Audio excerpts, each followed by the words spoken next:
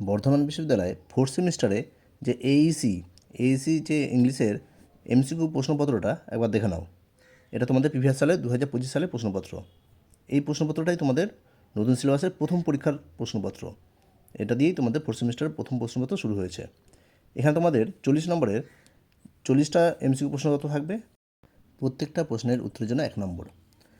তোমাদের 4টে অপশান থাকবে। এটা এমসিকিউ ওএমআর সিট হবে। ওএমআর সিটে 4টে অপশান থাকবে। 4টে অপশানের মধ্যে তোমরা সঠিকভাবে পূর্ণভাবে তোমরা বৃত্ত ভরাট করবে।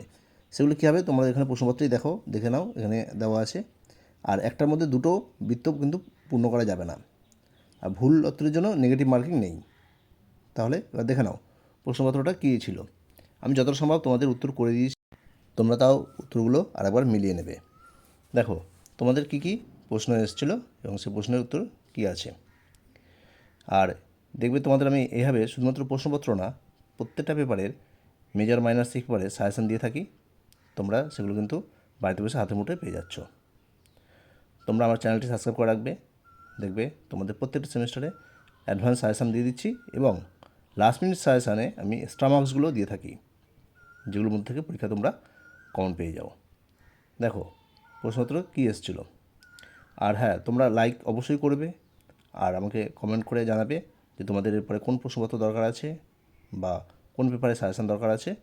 আমি যতটা সম্ভব চেষ্টা করব তোমাদের সেগুলো আপলোড করার।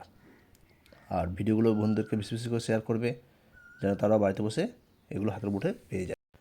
তোমরা জানো তোমাদের সিলেবাস অনুযায়ী তোমাদের সময় খুব কম।